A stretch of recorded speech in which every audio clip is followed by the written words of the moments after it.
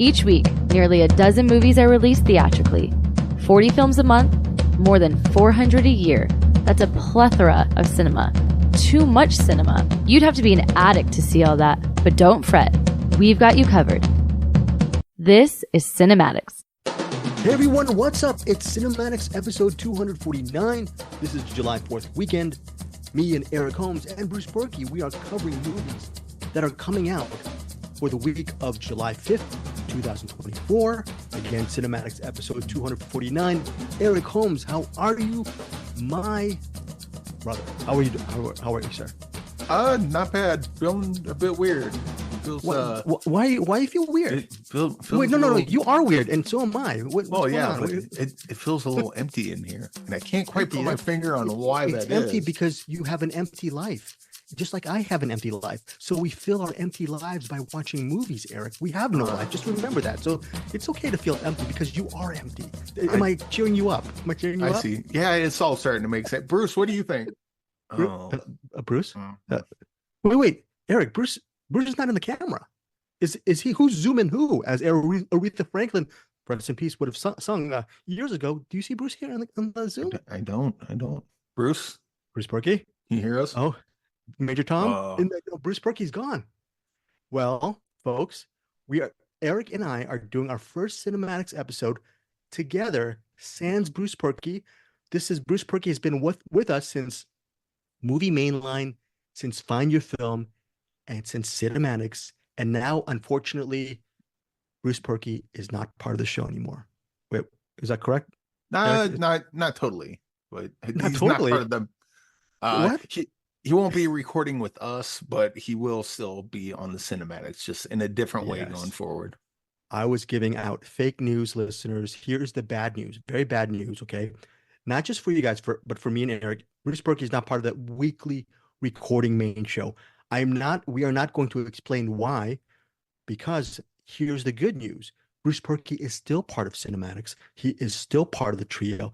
The only thing is he will be recording in his own. Oh, I apologize for the actual text. 1 second. Sorry for that interruption, folks. My sister just texted me and I don't know how to turn off notifications on my iPhone. Fake news. Bruce Purkey is still part of CinemAddicts. And the good news of this is he actually will record his reviews on a given week regarding on his time and place. He needs the time in his own studio to record. No, not because he thinks he's better than me and Eric. Even if you ever felt that way, he is. Yeah, Bruce Purkey, if you're listening, you are a better reviewer. He can think that, he just doesn't. It's just normal.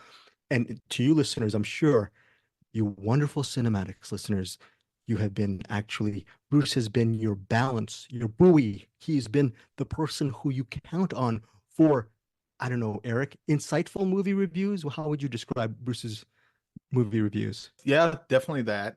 But one of the good things is that you and I can bask in the glory of Scott Adkins, and we don't have to worry about, what does Bruce think? He hates this, doesn't he?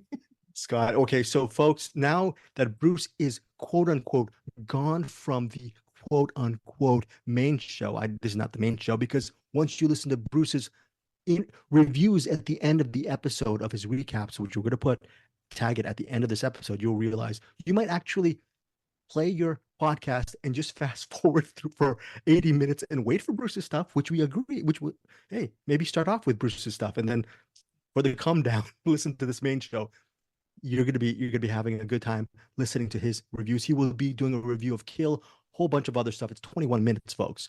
So he's still part of our weekly show, but Eric and I will be carrying the main episode. So Eric, they can listen to Bruce, and then once they're done with that, they'll go, I guess I'll listen to these other two clowns. Exactly. Get 2 minutes in. Nah, I'm good. And then move on. But sometimes addition by subtraction from the main show, like Eric was saying, you're going to have more coverage of Scott Adkins, Jason Patric movies. What else, Eric? Well, Michael Dudikoff? No, I was going to say Scoot McNairy, but I think Bruce likes Scoot McNairy. But Stephen Dorff. Oh, Steve, yeah. If you want Stephen Dorff, Jason Patric movies, see Thomas Howell films from the 90s, early aughts, you've come to the right place.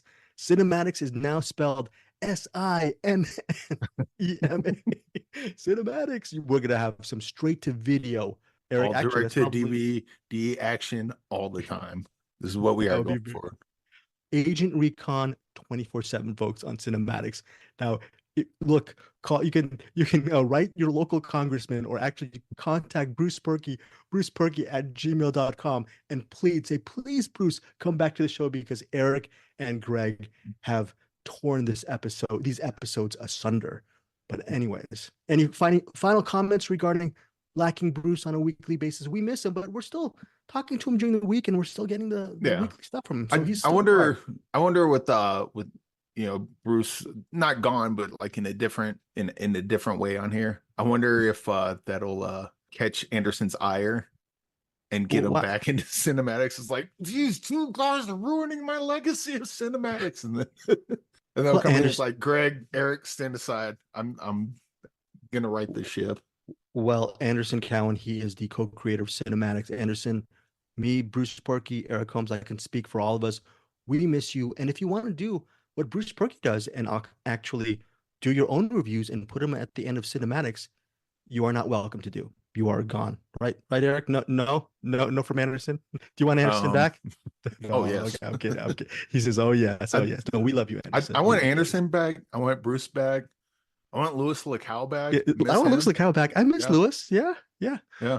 I miss him. You are such a very kind and wonderful fella. How was your week? What's been the last week like for you, Eric, with all these interviews and all the stuff you've done? Well, planning on going out to Feed the Film Vault is having a live event. So I was trying to get days off, and successfully got some days off. So I'll be heading out there on the around the 4th, August 4th. So that'll be fun. And then I also live in LA. We're going to spend time together, right, Eric? Yeah. Who knows? Okay. We'll see what happens, but maybe we'll just just record an episode out there or something. Very good. Well, maybe we'll figure it out. But okay. Also, been messing around with Unreal Engine 5. Just doing like I think I mentioned that last week or the week before, but just been doing more of that. It's fun learning. Okay. Very things out of it. And what have you made? What have you made recently out of it?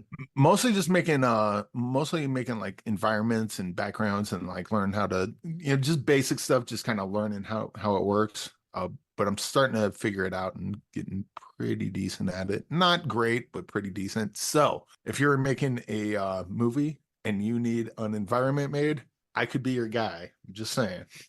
Okay, throwing that out there. Oh, Eric Holmes. Hey, Eric, I need a desert. I can make something that's empty. Not a problem. Very, very good. Call Eric Holmes for your cinematic technical needs. Also hit up Eric Holmes because he over at cinematics.podcast.com, because the shower curtains won't sell themselves. We also have horse-drawn carriages. What else, Eric Holmes? Shirts, bike shorts, banger season bike shorts. Pickleball. I think we still got a couple posters on there, like the script posters. Yeah, they haven't taken them down yet, so I guess it's good. I mean, the whole point was it was all like public domain stuff, so I think we're good. Okay. And it's been up for a while, so shower curtains for all your murdering needs. And especially since we're talking about Kill, Murder Company, and Boneyard, because we're a family channel.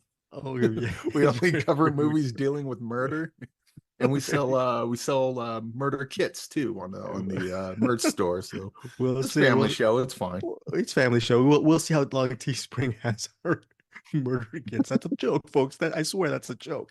Okay, so the movies we are covering this week, again, cinematics.podcast.com, Patreon. By the way, Bruce, me, and Eric, we're still part of Patreon. Okay, for this month, we are covering the year, I believe, 2006, and it's Bruce Purkey's turn for this month, and you will be hearing Bruce Purkey very soon at the end of the month for Patreon. And of course, tell us what you think of Bruce's stuff at the end of the episode, or maybe if we should bump Bruce's stuff at the beginning of these cinematics episodes as well. Now, let's get to our features. We have the films Kill, Murder Company, Space Cadet, and we also have Boneyard. These are our top 4 films. Also, there is going to be a recommendation of a documentary called Minnesota Mean. Eric Holmes, true or false? Greg Srisavasdi used to live in Minnesota. What do you think? True or false? True. Okay. Yes, I did. I will say true only because you're asking the question, so it must be true. It must be true. I was not shaking when I asked that question. I should, well, is it true or false, Eric? No, I should have sounded a little bit more neurotic. Yeah, for 2 years I lived in Edina, Minnesota, from the years 79 to 80. For anyone who doesn't care, just FYI, I love Minnesota. Too many mosquitoes. Too many mosquitoes for where you're over at, over in Colorado. You get a lot of mosquitoes? No, not out here. When I lived in Nebraska, there were definitely a lot of them, especially during summertime. Did not know that. Very interesting Midwest fact. sucks with weather and bugs. Not fun. Okay. Speaking of, okay, there's not fun, but there possibly is fun with this movie called Kill. What a horrible title in the sense that, my gosh, it scares me. A title that just says kill could either give you nightmares, or maybe if you are a bloodthirsty type of cinephile, it might draw you to the theaters. This is an Indian film, Indian cinema, and it centers on star-crossed lovers Tulika, played by Tanya Maniktala, and Amrit, played by Lakshya. And they are secret lovers. Okay, that's what they are, right? They have a clandestine relationship. And what happens is, after Tulika, she is promised to another man, she and her family are whisked aboard the Rajani Express. I apologize for these mispronunciations. They are bound on a train bound for New Delhi for this arranged marriage. Now, what happens is Amrit, again played by Lakshya, he is determined to stop this marriage, and he's trying to save his lover, his soulmate, from actually marrying this dude. The problem is there's a couple of factions that invade the train, leading to all-out violence, and the rest of the film, most of it, takes place in the train while Amrit tries his best to save Tulika and her family from these baddies. And what happens is just a lot of violence and fighting occur in Kill. And that's essentially the movie. 115 minutes, rated R, exclusively in theaters July 4th. My personal prediction is Eric Holmes loved Kill, and he's going to give it possibly maybe 4 to 4.5 stars. I could be wrong. Eric, what say you about Kill? Kill is essentially the raid on a train, and that's not much more to say than that. It's it definitely has like a Bollywood kind of feel to it. Not like they don't like dance and everything. And it doesn't get quite that ridiculous, but there are like some kind of DNA, similar DNA to that. But it's also got some John Wick and Ray DNA. Like the fight scenes are really cool, and the fact that it's on a train. It's like, I don't know if you saw Bullet Train, but yes, like the cars. I like this better than Bullet Train. I like this. Yeah, this one's a lot more claustrophobic, because in Bullet Train, like the cars are, the train's real wide, and there's a lot of room to get a good running start and do a bunch of stuff. In this, you're like, everyone's kind of cramped in, right?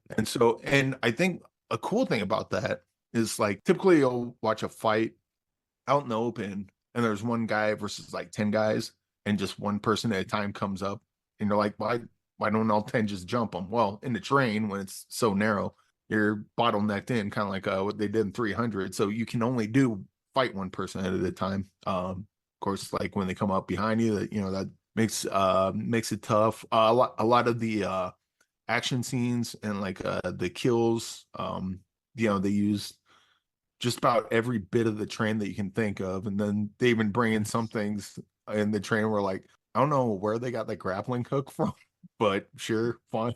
Why not? But yeah, it's real inventive, real crazy, but not so crazy. It's like, it's still sort of grounded, but it was incredibly fun and creative, and I liked it a lot. And the story was simple enough. Like, I guess it kind of got a little convoluted sort of towards the beginning, but once you get the main gist of what's going on, then it just kind of becomes straight action. Which I guess could be a problem for some people. Like, I can imagine Anderson watching this and just, the movie just kind of glazing over him, and his, eyes getting heavy and heavy, watching, because he doesn't like that kind of stuff usually. But for those who like The Raid, for those who like John Wick, those kind of movies, I think this is kind of on that level. Yes. This is close to a movie that all three of us reviewed earlier this year, Mayhem, almost reaches it. I think it gets close to it. Mayhem is still my favorite action film this year. I don't know about you, Eric, Yeah, but same. or was it? Yeah, I just love that film so much. But there are things that happen in Kill which makes this movie to me not as derivative as one would think. So there's a couple of nice curveballs that are thrown in the plot that I appreciated. And for 115 minutes, I was completely enthralled with all of the action. It did not lose its momentum for me. Overall, I highly recommend Kill. I'm giving it, I think also that Lakshya, he could be a possible future action star, if not a star, period. He's very good in the lead role. Love the third act wrap up as well. My rating for Kill is 4.5 stars. So that again on in theaters July 4th, exclusively in theaters. What about you, Eric? I think I might go 4 stars on this. Kind of leaning towards 4.5, but I think I'll go 4 just because like the the fighting is unrelenting. So after a while, it gets to be a bit too much. But then again, like they still have a little bit like little emotional moments here, so you can kind of take a breath and tear up or feel a certain way about someone. Sometimes it gets silly, and it doesn't quite work, but other times it does. But overall, really good. And you have to. I did not know this was playing in theaters. Is it playing in theaters like wide release, or is it playing in theaters Yeah, like wide in release. New York and LA? I believe wide release exclusively in theaters. So Yeah, if it's you a can watch bit. this in the theater, do it. I had no idea it would do that, but I can imagine seeing this in the theater and changing from 4 to 4.5. Okay. 4 stars for Eric Holmes, 4.5 stars for me for Kill, exclusively in theaters July 4th. And now, here's something that's very interesting. In theaters, on digital and on demand, is a film called Murder Company. Here's a plot summary. Quote, in the midst of the D-Day invasion, a group of US soldiers are given orders to smuggle a member of the French resistance behind enemy lines to assassinate a high-value Nazi target. So basically, a bunch of US soldiers, they have this sort of against all odds kind of mission. Phil Collins' song is not in the movie, but they have this really horrible mission and really tough mission to actually rescue this sniper, French resistance sniper played by Gilles Marini, and he's very good in this movie. And the soldiers are played by William Moseley, Pooch Hall, and Joe Anderson. They make up some of the soldiers. It's reminds me of past movies like The Dirty Dozen, The Big Red One. Reminds me of a Samuel Fuller film. It's directed by Shane Dax Taylor. Also stars Kelsey Grammer. Uh, this was a basic Army World War II film, and basic what I mean by that is just no. It's just no frills. Really good action. Really good story. Got to the point. Meat and potatoes film. This is what I wanted from a war film, and it just checked off all the boxes. And I enjoyed it so much that I was wondering maybe Eric doesn't like it because I like it so much. There has to be something wrong with Murder Company. Am I wrong on that, or did you like this movie as well? No, I like this. Kind of reminded me of a Jesse B. Johnson movie. It's got that kind of flavor to it. And yeah, like you said, it's similar to Kill. It's just kind of what it is. And, it's got the little emotional beats and stuff as you would have. But it doesn't try to do too much because this is also a lower budget movie. So its ambition doesn't go outside of its budget. It just kind of stays in its lane, and it's like this is what we're doing, and we're going to try to do this as best we can. I think it pulls it off for the most part. Yeah, I think remember years ago, maybe several years ago, you and I and Bruce, we did a review of the Steel Helmet, and that's a Samuel Fuller film, and that was shot in Griffith Park. And look, Samuel Fuller films are just, as we know, all of us love Fuller. And what Fuller was able to do with a limited budget in Griffith Park to make that Korean War film, just that's a classic film. Now, does Murder Company reach the levels of The Steel Helmet? No, because The Steel Helmet is probably one of my favorite war films, but still, this is a very good war film. Really enjoyed the action, cared about the soldiers and their respective fates, and I really thought the performances were thoroughly engaging. Kelsey Grammer is good. I mean, And what's interesting about Kelsey Grammer is you look at Kelsey Grammer in a low budget indie film like Murder Company, you think he'll be in it for what, 10, 15 minutes? But I feel like he has a good enough role in the so it's not vanity casting. So I think it's good because he's sort of the leader of all these men. He doesn't actually go out on the mission, but he commissions these people to go out on the mission. I thought I'm giving high marks to Murder Company. I'm giving it 4.5 stars. What about you, Eric? I'm probably at 3.5 on this. But okay, cool. So I watched this a couple weeks ago. Probably almost a month ago at this point. But it was shortly after watching Agent Recon. And so this has nothing to do with the movie. This is just kind of what was going through my head as I was watching it. But I was like, Mark Singer really needs to be, this movie is missing Mark Singer. Oh, really? But yeah, the cast that they do have is mostly people other than Kelsey Grammer, probably people you wouldn't know, but they all pull off their roles good. And yeah, it's got some good warring action, some good characters, and yeah, I'd say check it out. And actually, what I'm going to put when I have time this weekend on the feed, Eric Holmes did interview Gilles Marini for. Oh, that was a cool interview. Yeah, Murder Company. I enjoyed that, dude. That guy. I think I mentioned this, but I'll mention it again. That guy needs to teach acting. Yeah.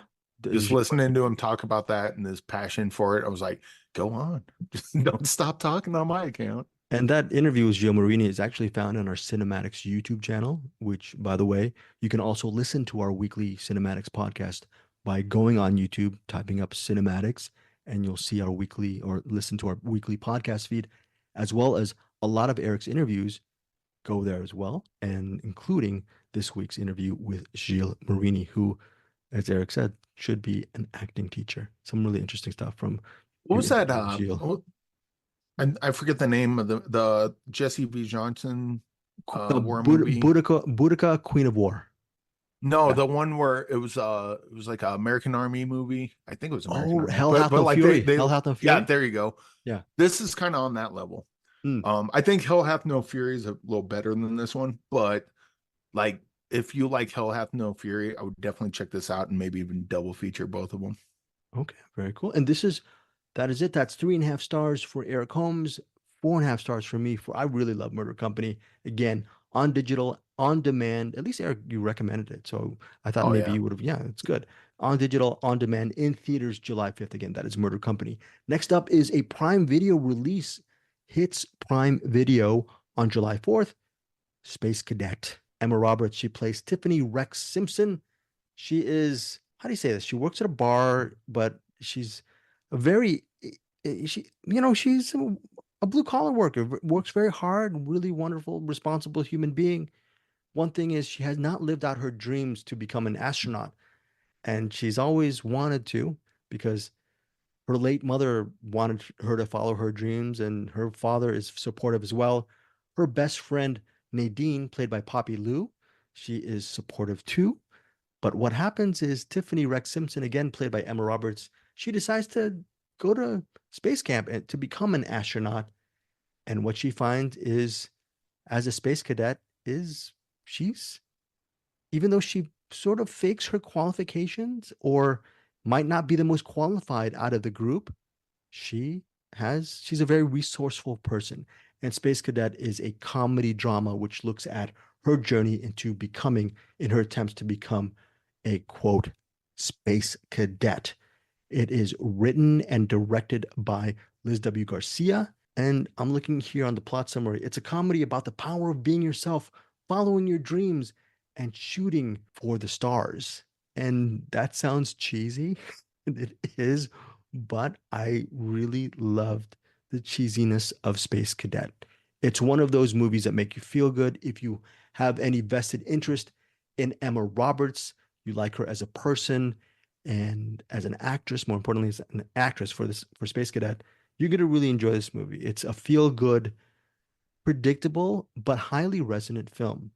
And it hits Prime Video July 4th, rated PG-13, running at 110 minutes. Our other YouTube channel, Deepest Dream, I will have my interview with Liz W. Garcia, shortly later this week. And she got pretty emotional reflecting on the meaning behind Space Cadet and just the themes of it. So it looks like a light, fluffy comedy, and it is, but I found myself very invested in the lead character and the people around, and I, I might have been chopping onions just slightly just because of some of the stuff that is talked about in Space Cadet. So yeah, for me, 4 stars. 4 stars for Space Cadet.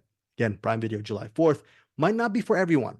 Okay, but if What was that? I was, What's that movie I think we covered I know last what you're year? gonna say. Michael Pena, astronaut film. Yeah. I forget what it was called. I'll look it up right now, but I, it's on that level.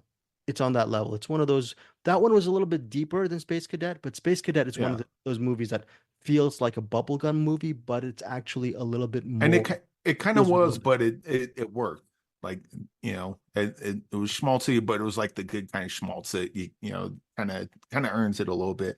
Probably Yeah, because you love the characters so much. It's just kind of, you said this is kind of on that same it's sort on of that same level. trajectory. I liked A Million Miles Away a little bit more. I think if I recall, maybe I gave it Million A Million Miles Away, Miles. that was it. A Million Miles Away. I think either I gave it 4.5 or 5. I forget. Yeah, the third act almost pretty much made me tear up.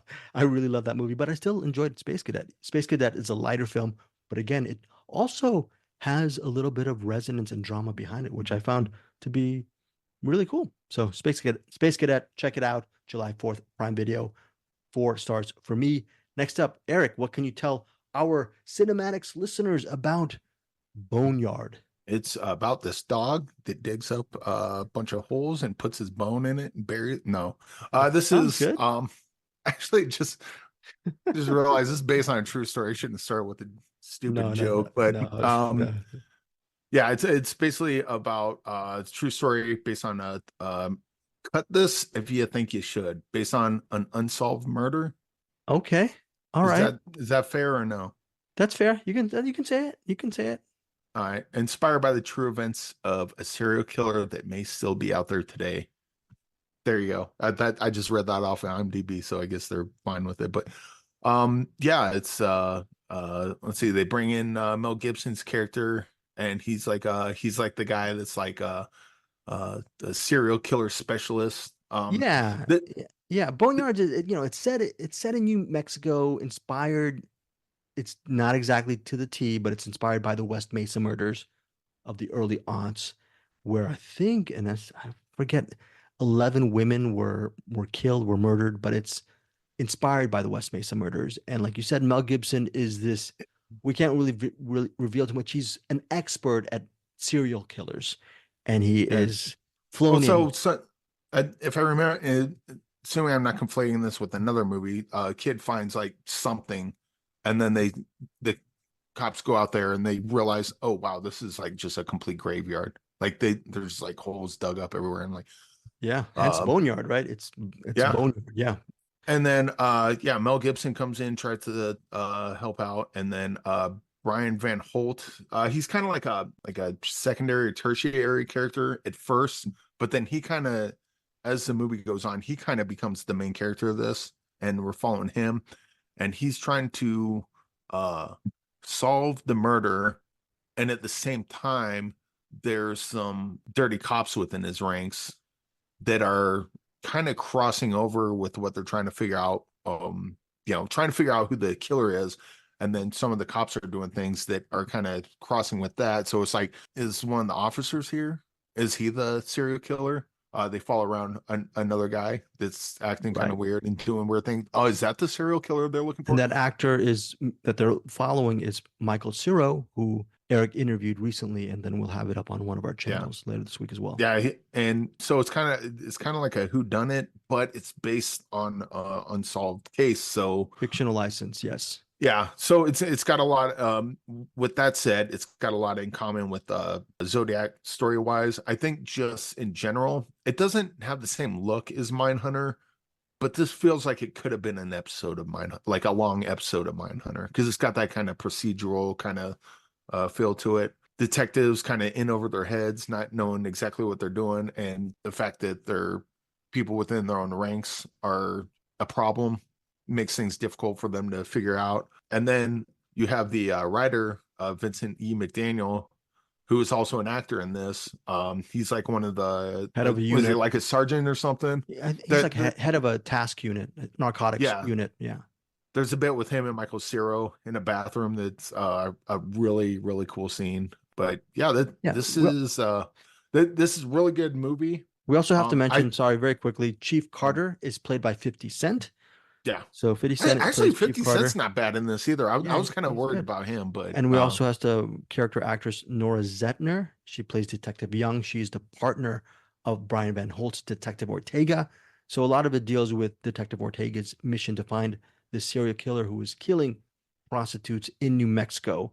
And like Eric was saying, there's an possible an IA internal affairs investigation regarding corrupt cops. There's a lot of things going on in this movie. Also, there's a resident creep in the area played by Weston Cage Coppola. Weston Cage Coppola is the son of Nicolas Cage. He plays a possible serial killer who might be the person behind these West Mesa murders. That's kind of the thing of this movie, though. Like, almost not everyone, but a lot of people in this are kind of possible serial killers they're looking for. Right. And that's kind of one of the interesting things about it. Is like someone comes up and it's like, wait, are you like you see the one guy and it's like, oh, that guy's definitely it. And then someone else pops up and you see some of their background. It's like, oh, they could be it. And then someone else, oh, maybe they're the one. Okay, Boneyard, did the movie work for you overall? Yes, it worked for me quite a bit. And I would caution people again, if you've seen Zodiac, right. The ending can be tricky.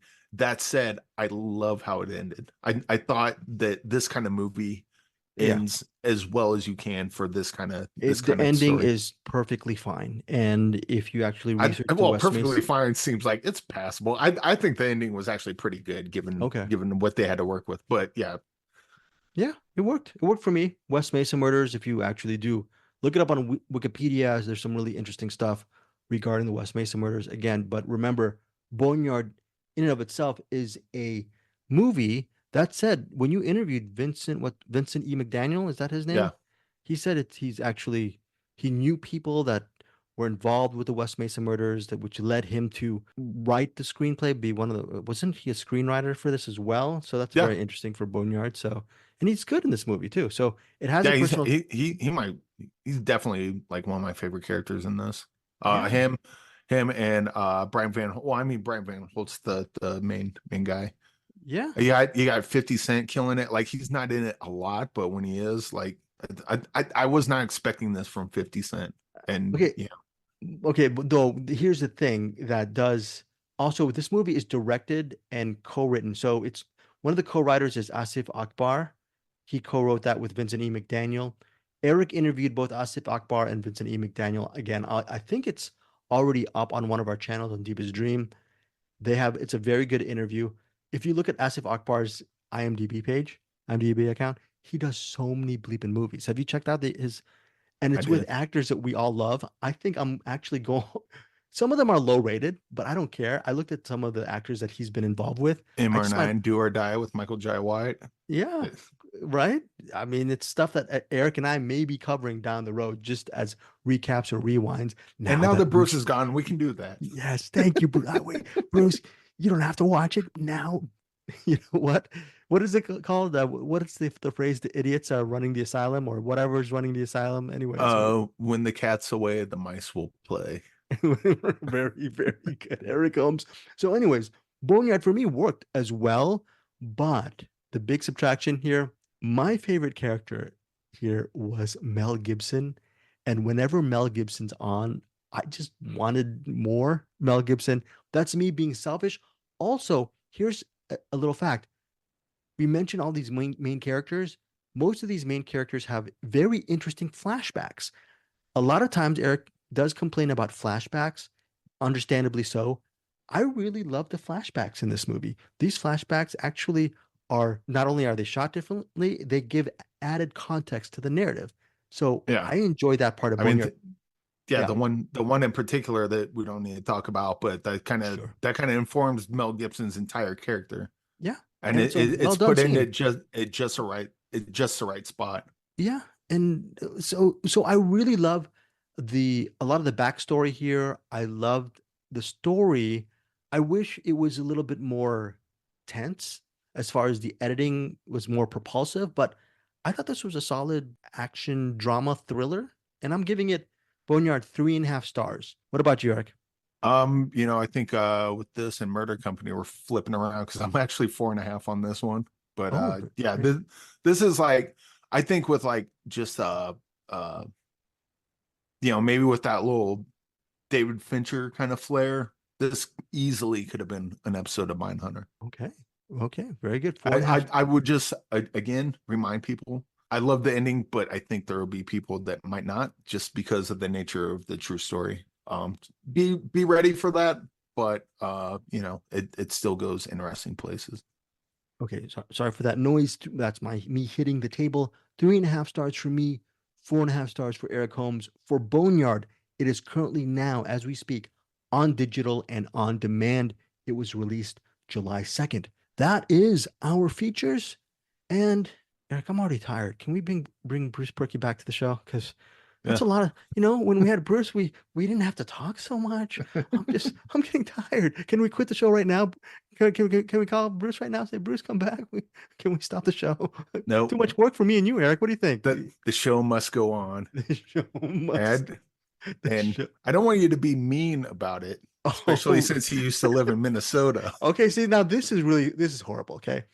Now we are living in a bizarre world without Bruce. Now Eric Holmes decides to do these segues, which he's never done in 4+ years of this. Okay, great segue. And see, I'm playing the Eric Holmes thing as I'm blowing up the spot on the segues. I don't know.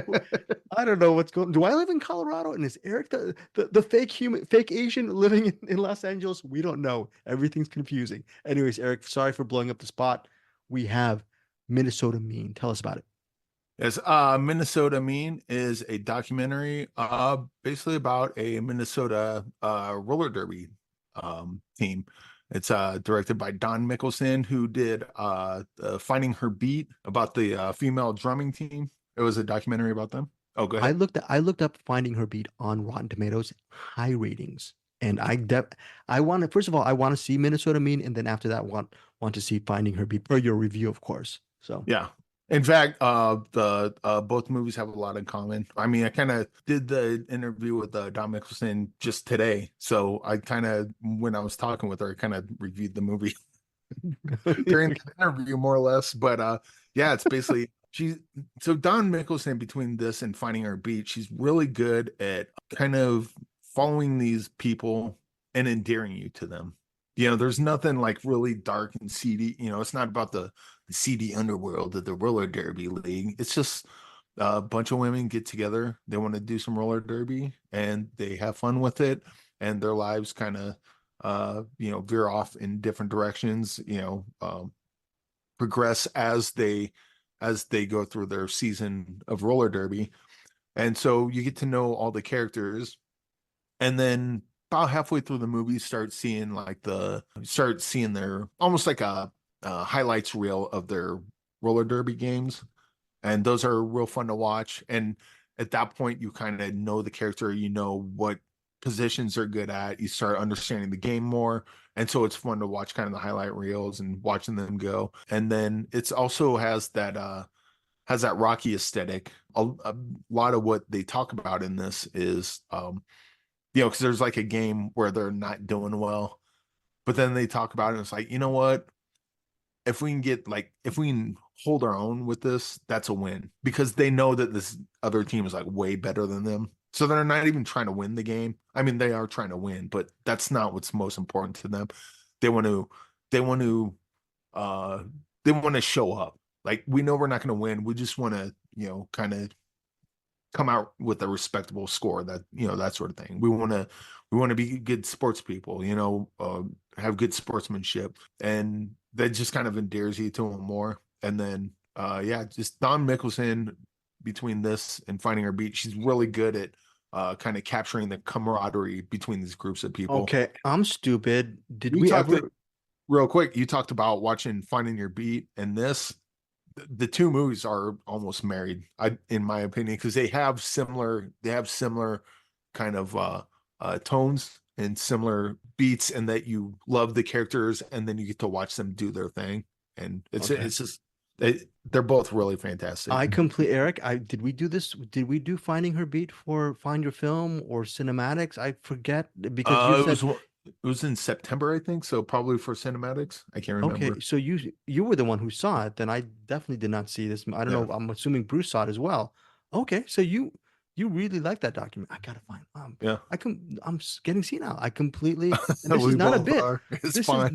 This is not a bit. And you liked. So this was something that you were really excited to do the interview because you did not interview her for Finding Her Beat, and then you like that, and now it's. Oh no, I did interview her for Finding Her Beat. It was really? yeah, it was her and her co-director. I can't remember the co-director's name. I'll look that up. But I'm a moron. Yeah. Okay, so this was it.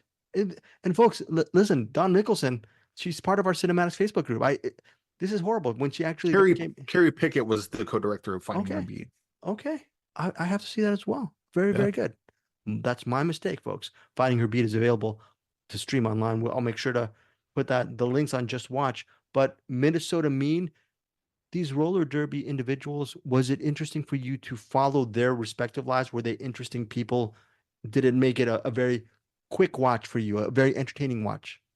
It was very quick. In fact, I wanted to keep going. And I was telling Dawn when I interviewed her, like after watching this, I'm like you can't end here. You got to go find another roller derby team and follow them around and do kind of like the highlight clip at the end of that. And then after that, then find another. And I just love roller derby. Just like I've seen a couple matches live. They're fun. The whole idea of the women coming up with their names, their nicknames are fun. Just everything about it. What's not to love? And then you get to watch these women working together and you fall in love with them. And you want to root for them. And this is like, again, there's no like seedy undertones or there's no, I guess actually there is one kind of sad story. Okay. But this isn't a bummer. This is kind of like something you watch and you feel pretty good about it. And at least for me, I just love spending time with all these people. And Don Nicholson kind of put it together really well. And, after you're done watching a bunch of people get killed, watching people get murdered in Murder Company and digging people up from the Boneyard, maybe you want to put in something like Minnesota Mean, because the movie's not mean. It should be called Minnesota Joy, because I felt joy watching it. Here you go. Blurbmeister Eric Holmes on Minnesota Mean. By the way, it's available to rent and own across all of North America. TVOD, digital HD, internet, cable, and satellite platforms, as well as on DVD. Hooray for physical media. And starting on July 2nd, 2024 through Freestyle Digital Media. So it's available right now. Yes, Eric. Yes. I was also I thought about this while I was watching, but there's a lot in common with this and the documentary Murder Ball. Oh, okay. It's got that kind of like you feel like you're in it. You feel like you're with with all the players and everything. This fantastic documentary. I would give it 5 stars. Wow. Especially like if you just watch a bunch of like bummer indie movies, this is like palate cleanser and a great one too. One I would definitely want to go back to. Okay, so that is it. Wow, some very good stuff this week on CinemAddicts. We've wrapped up pretty much episode 249. Bringing in the rear, right? Think of that graphic family show is Bruce Purkey. He will be on in moments, so you can actually journey through his own cinematic television viewing week in a few moments. But next week, we want to tell you there's going to be a couple of, I'm an idiot. I'll get back to that in a second. We will be covering an audio movie called Unsinkable. There is a movie called The Inheritance, co-written by MCU person Joe Russo. Eric, what can you? Sorry. Yeah, the MCU is Joe Russo. Joe Russo loves that, right? Whenever I say that, Eric, can you? He gets that a lot. It's fun. All Pair of Nightmares, Joe Russo. I love the Postmortems, Joe Russo. All right, Postmortem. Joe Russo is fantastic filmmaker. Soulmates, Joe Russo. The Locksmiths, Joe Russo, and currently I love the Locksmiths. Joe Russo. Joe Russo is a fantastic writer and he is a fantastic artist. and you'll be interviewing Joe Russo and company for The Inheritance next week. There's also another movie that we're going to be covering called The Convert. Bruce Purkey has links, and Eric Holmes has links. I'm going to tell Bruce Purkey that there's no excuse for them to see it, for them not to see it because they have the links. And watch, they're going to watch it, and me trying to be the big boss of the situation, which I'm not. I'm gonna start my link, and it'll say, "Oh, your link expired." It always happens to me. I tell Bruce and Eric something, and then they're the ones who do it, and I'm the ones who fail vis-a-vis the coverage on this recent documentary, Minnesota Mean, and what was that? Finding Her Beat. I know Bruce and Eric covered. I completely forgot. That's my fault. Yes, Eric. Yes. I will say we can't talk about The Inheritance now. One, because we're wrapping up the show, and number two, didn't come out till next week. Yeah. But a movie I can talk about. Okay. And I won't go in depth because we talked about it previously. But Joe Russo and Chris Lamont's previous movie they wrote, Soulmates. Go check that out, and that'll help you kind of get you primed and excited for The Inheritance. And so, CinemAddicts listeners, we're going to say, Mr. Eric Holmes, Soulmates.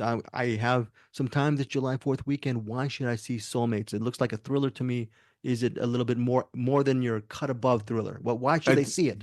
It's kind of the best way you can probably say is the elevator pitch is it's like Saw, but with the dating game. Mix the Saw and the dating game together. Like two people just woke up chained to each other, and they go through these different rooms, and they go through like these whole dating game sort of games, I guess. Yeah. And if they do it right, they move on to the next room. If they do it wrong, someone gets tortured. And it's silly, it's fun. If you like Saw, like the dating game, you like Soulmates, and the ending is great. Not like the movie kept. I remember because like the movie's still going. Why is the movie? It's over, and then the thing happens. I'm like, oh, son of a. This is awesome. So basically watch the end credits of Soulmates.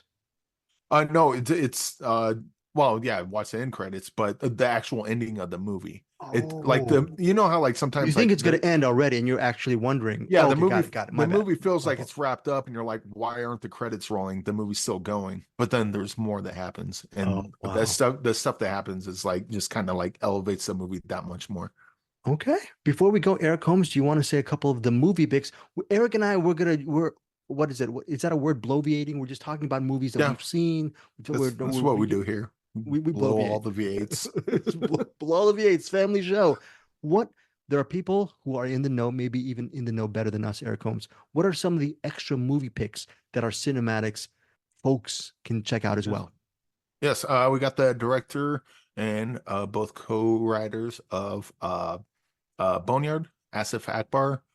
His movie pick was Jackie Brown, and Vincent E. McDaniel. I don't think they intended this double feature, but it's a great double feature with Jackie Brown, which Vincent McDaniel's was South Central. Those are both great picks. And then I've never seen South Central. I need to see South Central. It's been a while, but that I'm definitely due for a rewatch for South Central. Okay. And then Don Mickelson chose Jesus Camp documentary, I believe. I've not seen Jesus Camp, so I'll have to go check that one out. Okay, yeah, and if I recall, Jesus Camp got a lot of great reviews as well. And that's it. I would usually say final thoughts, Bruce Purkey, but it's going to be a final thought, Eric Holmes. But how do we do? How do you think we did? You know what? We could give final thoughts to Bruce Purkey and just cut to him right now. Okay, right? I don't know we're gonna put that in, but you know that'd be funny. Anything else you want to say before we get out of here, Eric Holmes?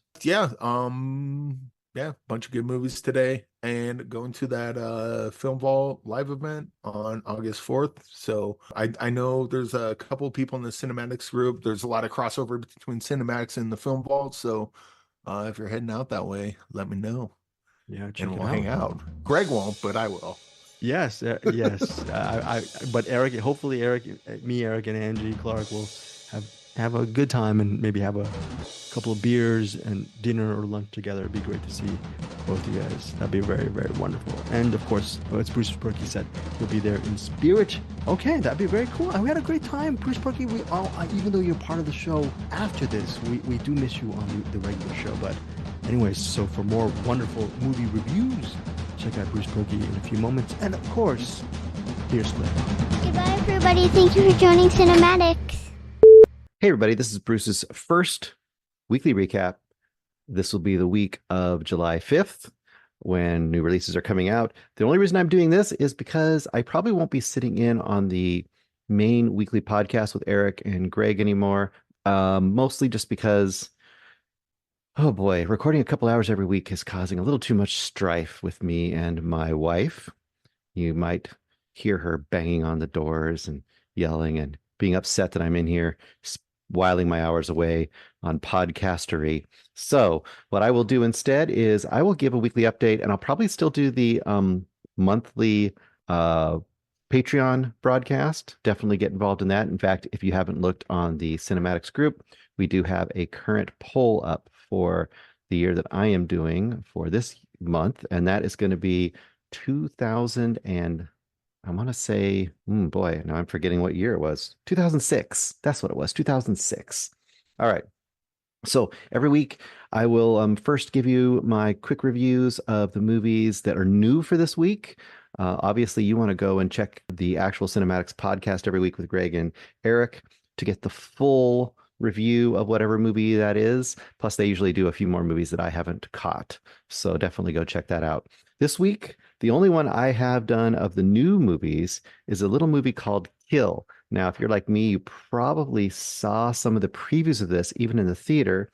And by appearances, it looks to be kind of a Bollywood version of, I don't know, John Wick on a train. That was kind of my first impression. Kill is directed by Nikhil Nagesh Bhatt, starring as Amrit Lakshya. I guess that is his whole name, Lakshya, kind of like Madonna. I don't know. And then Talika is his love interest, and that's played by Tanya Manikta. Basic concept is this.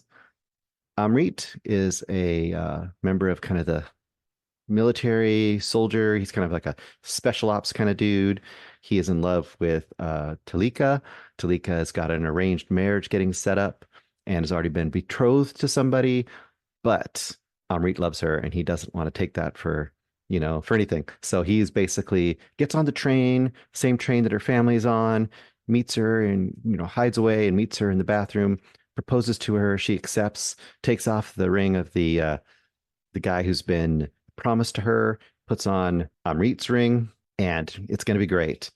Unfortunately, and if you've seen the previews, you probably get this idea. Unfortunately, the train is beset upon by bandits, and there's a lot of them. Some of them are members of each other's families. Some of them are just, I seem to be various rogues, but they all have a basic idea that they, I guess, almost like old school train robbers. They just kind of in mass come onto this train. There's probably, I want to say like maybe 20 of them, maybe more bandits. They get on this train and they just start basically, they have knives and stuff. They basically come up to people and say, give us what you've got. They're taking some of it. They're beating people up.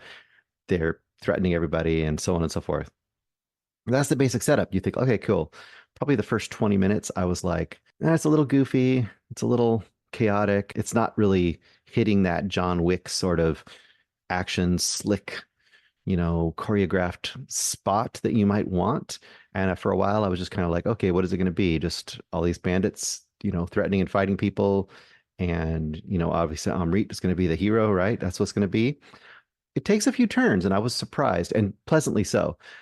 Probably within the first, I don't know, 20 minutes after it kind of got its feet under it, I started to really get into the groove of the basic kind of conflict and how they're setting it up and how the bandits are being set up and how the different good guys, I guess you'd say, on the train are being set up. They do set up a little thing where Talika's father is like kind of a bigwig, and the bandits figure out like, oh, if we take him and kidnap him and hold him hostage, we can probably get even more money. So that's kind of a sort of a setup. But the real conflict, I won't reveal, but probably at about the, 35, 40-minute mark, there is a turn that I didn't quite expect to happen in a movie like this.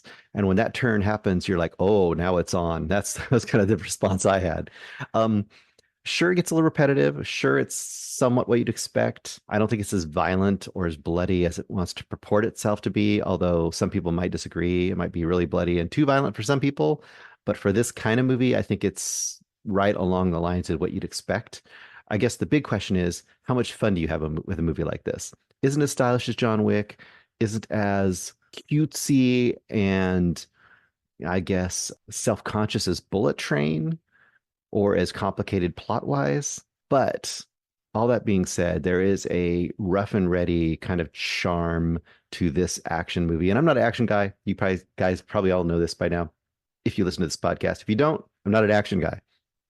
I had a pretty good time watching this movie. Overall, I was pretty darn entertained with this movie. Is it going to be a 4.5, 5-star movie for me? No. But did I have a pretty great time while I was watching it overall? Yeah, I really did. And it kept changing things enough that it kept my interest. It kept doing some fun and weird things, which you kind of expect when you get outside of the American movie system. That one of the things I love about international movies is that they'll take weird turns. The plot won't exactly go where you expect it to go. There are some interesting subplots in here about class and about family, because weirdly, and this is something you wouldn't see probably in the Americanized version of this, is the bandits are members of each other's family. The people that are the good guys, in quote, are also have members of their family on the train. So there's a lot of like vengeance for family members and like fighting to save family members or to protect family members on both sides. And I thought that was a interesting kind of a little element to this. So overall, I'd say I'm probably 3.5 on this movie. 3.5 to 4. I might go higher if I see it again. This is definitely one you could just throw on and watch parts of it and enjoy it perfectly well.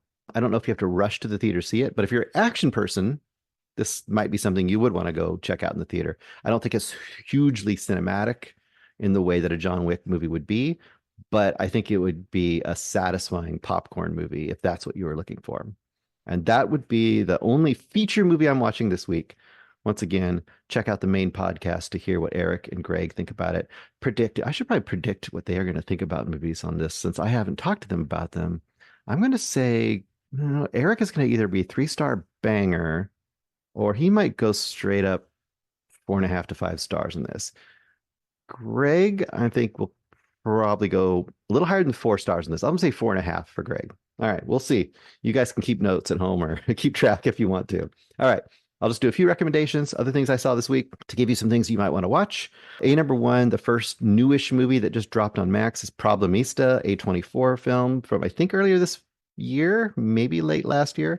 Either way, it's directed by Julio Torres and starring Julio Torres and written by Julio Torres. He plays Alejandro from El Salvador, but he's living in New York, trying to make his way. And then you have Elizabeth, played by Tilda Swinton. That's really the two main people you want to know. Other than that, you have RZA in this in a small role, and you have Isabella Rossellini as a sometimes narrator of this movie. Warning right out the gate. If you're someone who hates the quirk, especially the Wes Anderson-y sort of quirk, this veers somewhat in that direction, and you may or may not even want to step foot in this world. I think, though, if you can get past that, this movie is a lot more charming and a lot more fun and a lot more heart on its sleeve than the average kind of Wes Anderson movie. It's not as built into its dollhouse the way Wes Anderson movies are. What is the basic concept of Problemista? Alejandro works, he's working to try to keep his visa and stay in America, in New York, until he can make his dream come true, which is becoming a toy designer for Hasbro.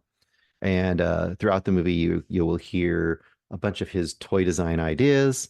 He's got a whole bunch of them. They're all weird and unusual and quirky and kind of postmodern, hipstery sort of toy design ideas. But with that being said, I mean, that's what you should probably do in this day and age. Either way, that isn't really the main point of the story, although it gives a little flavor around the edges. He's working in a place called Freeze Corp. This is a place, you've heard of those places that supposedly, cryogenically freeze somebody, keep them on ice until they can be brought back alive and whatever illness or whatever they had going on with them is solved and that they are able to live their life. That's where he works. Very quickly, he makes a mistake in he's taking care of this one particular pod only. I don't know how this works. He's taking care of the pod for the character played by RZA. He was an artist, and he being Alejandro, accidentally momentarily unplugs the pod, plugs it back in, and of course that's a big no-no. It doesn't mess up the freeze necessarily, but it causes him to get fired. On his way out, he does have an encounter with the woman who had been romantically involved with RZA, and that is Elizabeth, played by Tilda Swinton. And she is something. She is a lot. She is, I don't know, not quite say a Karen per se, if that's even a word we can use anymore. She's just like one of those oddball art lover slash, I don't know what you'd say, person, a lover of the arts who's also trying to kind of attach themselves to an artist, who's kind of made that her personality, but she's also a micromanager and just a crazy, hard to handle, demanding person. Hilariously so, which is the whole point of this movie. And the basic setup is she kind of pulls Alejandro into her orbit as possibly an assistant. Possibly since he's lost his sponsor for visa ship, she promises that she will help get him that if he helps her gather up all of the artworks that have been kind of dispersed throughout wherever from Riz's character.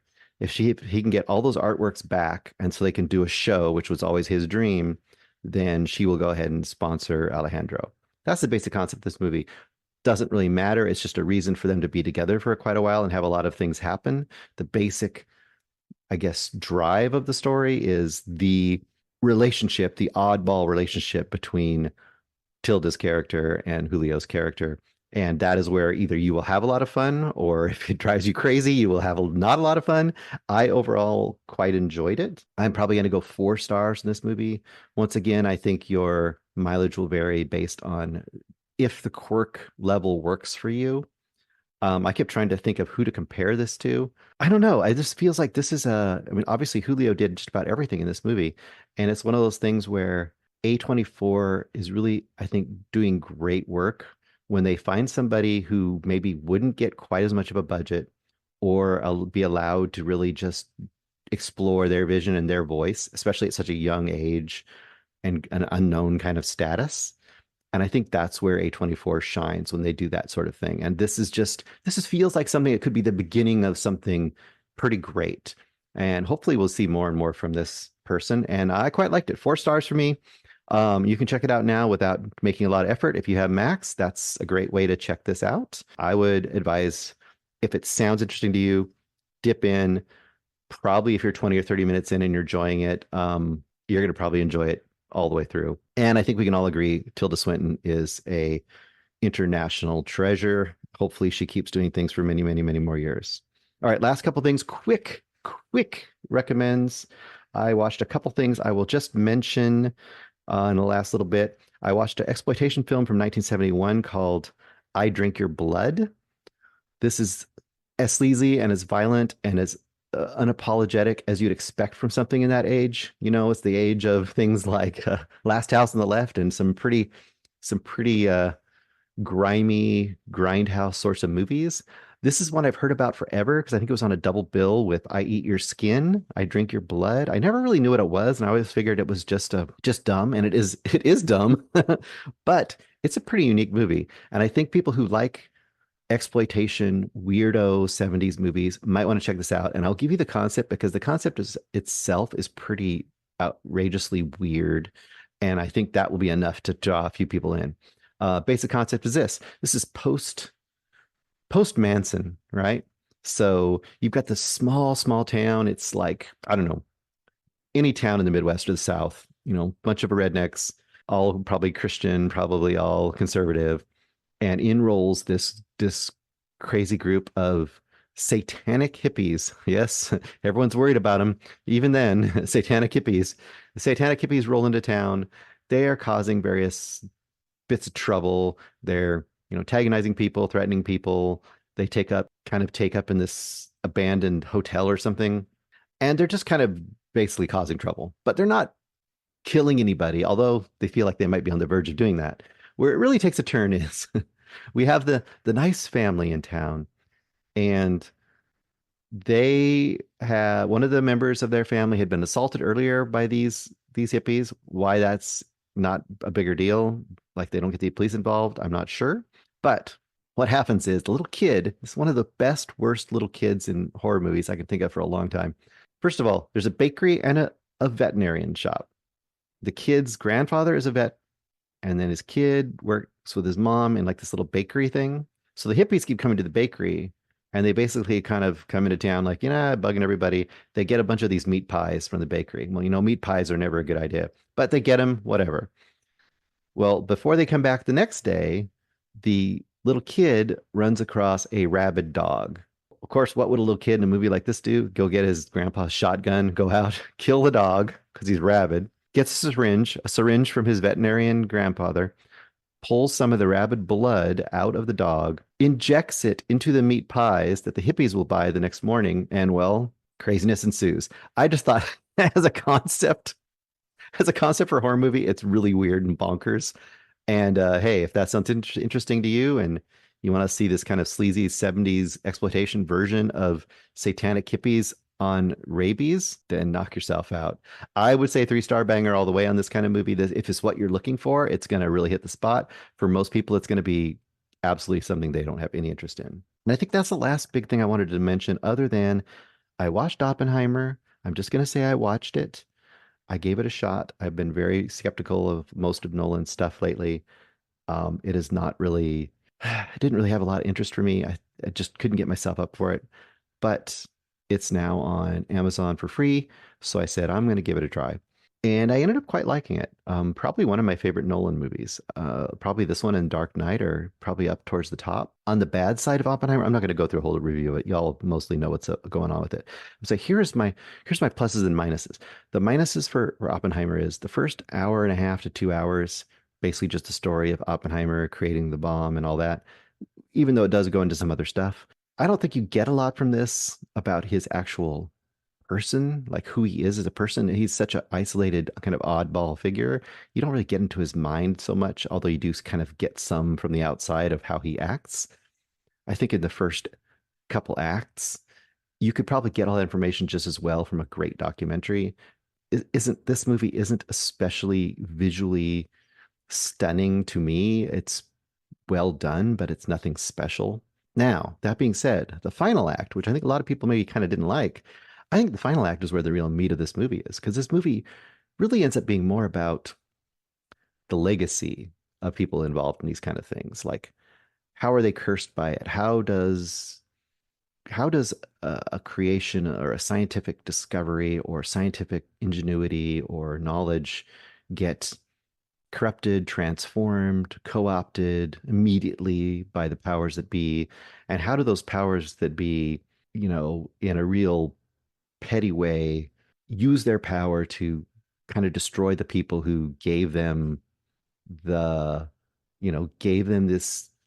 ingenuity, gave them this creation, which of course ended up being a bomb in this case. But I mean, the whole idea of nuclear power and everything was kind of coming out of the same discovery. How do you take that and just twist it and then punish the people who made it? I think the whole Red Scare / misuse of government official power to kind of try to destroy the people who brought it to you, I think all that stuff is super interesting and a really interesting kind of byproduct of that era. And it kind of had a courtroom drama sort of esque feel to it. And I don't remember I know Greg saw it and liked it. I think he ended up liking it. I think he ended up liking it better after the final act as well. I don't remember if Eric saw it or not. If Eric didn't see it, the one thing I would say to him is he could almost skip to the last 90 minutes of this movie and probably have a great time. I mean, you would lose some of the context, but not too much. But yeah, I think it was a worthwhile watch. I was surprised that I enjoyed it quite as much as I did. Once again, I would probably go 4 stars. Hopefully this is interesting to people. Hopefully this works for people. Think of it as an extra little mini podcast to go with the main podcast. I will be trying to bring a few of the new movies, my perspective of a few of the new movies every week, as well as my own unusual picks from here and there. If you do have suggestions, of course, I will always keep those in mind, and I will always be dropping in those along with whatever I just happen to get in the mood to watch. All right, everybody, keep checking out CinemAddicts. I am sure Eric and Greg have a ton of great stuff to bring to you this week.